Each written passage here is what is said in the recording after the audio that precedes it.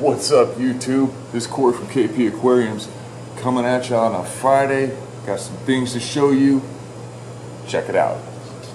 First of all, here's my 240. I just wanted to show you this because I'm super proud of it. Did a massive cleaning on it and big water change yesterday, and it just looks fantastic when it's clean. So I really love this tank. I wanted to show you this though. I think a little while ago I made mention of it. So you see that little Mangano cichlid right there, and that other smaller red zebra there in the back. Those two fish were born in this tank, and they somehow survived all of that. Check this out though. Some food here.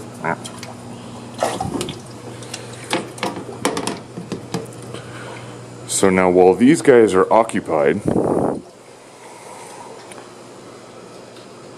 if any food makes it over here, if you look in that middle pot there, I don't know that we'll be able to see them, but there's another baby in there that's living underneath the lava rocks.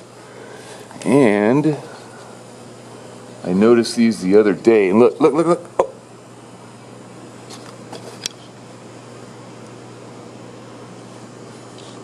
Can you see them? Where'd they go? But yeah, there's two other little babies that are living underneath these pots here. So I just think it's amazing that fish can be born and actually survive in this tank. That is amazing.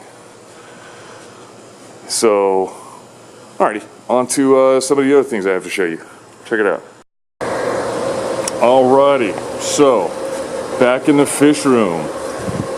Last video I showed you, I got I think she's in that tube there, but I got girlfriends. Nope, there she is. She's inside the pot. So I got a girlfriend for my Red Empress, and I got a girlfriend for Livingston. Look at that beast. And he's already been digging holes, so she might already be holding. I have no idea. I'll have to keep an eye on her for the next couple weeks, see if, but for right now she's still eating very aggressively, so I don't think she's holding. But fingers crossed on that project. Now, speaking of things being born, this is one of my expansion blue-eye cutter-eye tanks. And let's see, if I'm right, the male is hiding in that tube. Nope, sorry, he's in that tube. And you see the female right there. I had about 5 or 6 other blue-eye cutter-eye in here. They're all dead. Blue-eye cutter-eye are very, very protective of their young. You see I have endlers and swordtails in here. They're not getting touched. But if I put another blue-eye in here, they'll kill them. And check it out. I don't know if you guys will be able to see because they are super, super tiny.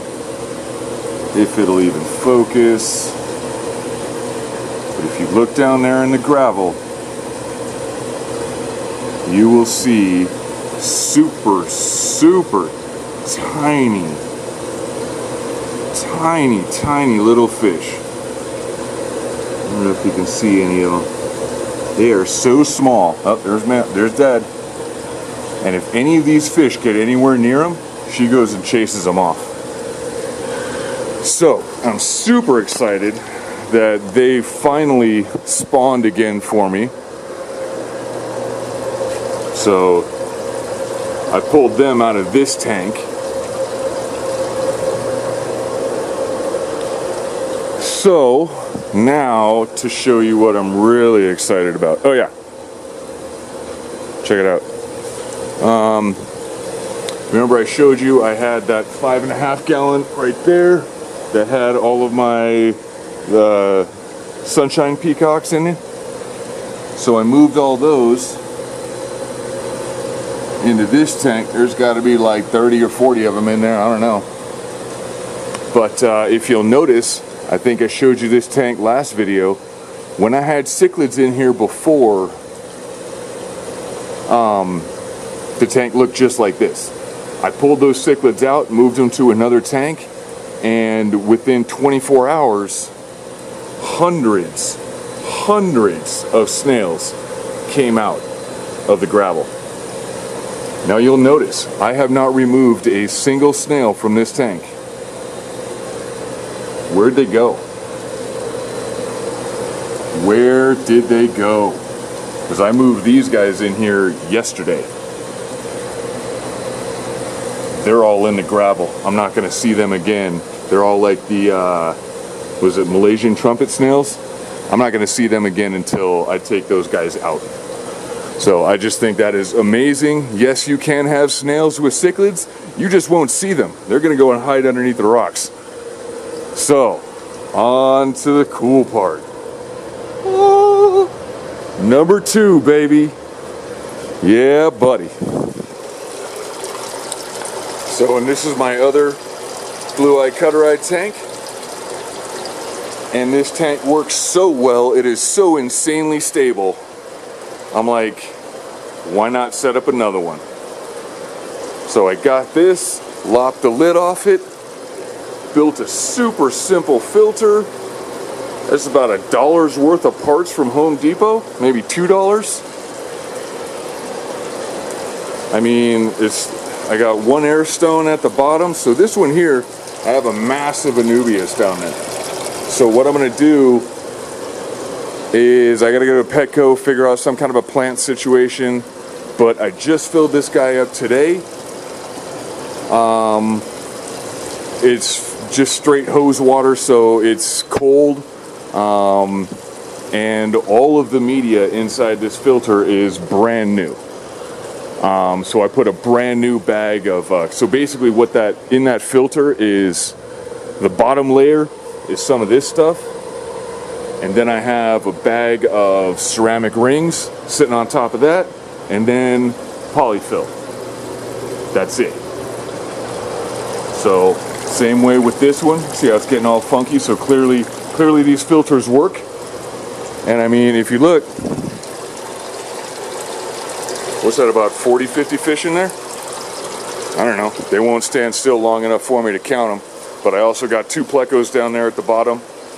And this tank is just stupid stable. It's just ridiculous. So I think what's going to go in there, so first of all, I'm going to have to wait at least, 2 weeks or so to get something, I don't know, I'll probably wait for about a week before I do anything with it, just to let it circulate, make sure all the chlorine's gone out of it, and the temperature raises up to where it's supposed to be. But I think what I'm going to do is put my old Jack Dempsey in there, couple of rainbow cichlids. I don't know why this one's on the back wall there. So these guys will probably move into that tank. That'll free up another 40 for me. And I'm also thinking about getting a couple of Oscars, putting them in there. So I don't know, super excited about this. And I have more, well, I could fit 2 more of these things right here. So I don't know. We'll see what happens there. If you guys have the space, I highly recommend, highly recommend picking up one of these IBC totes, because it's insanely stable. It's easily the most stable tank that I have. I want to say I tested the water this morning. I actually did a small water change today. That tank's been set up for, I have to go back and look at my YouTube when I first set it up, but probably a year. I've done 2 water changes. Tested the water this morning. I'm still at like 40 nitrate, 40 parts per million. So all my parameters are well in check. it's super stable. Like literally, I'll go, when I do a water change, I'll take about 25 gallons out and then add probably 40 gallons back in, just due to evaporation, because there's no lids on them, so they evaporate, you know, fairly quick. But yeah, like I said, if you guys have the space, highly recommend getting one of these totes, because they're just super stable. And it's 230 gallons of water you can play with. So anyhow, that's what that is. Obviously, since all that filters, all the media in there is brand new, I'm gonna have to let it sit for, you know, a month or so.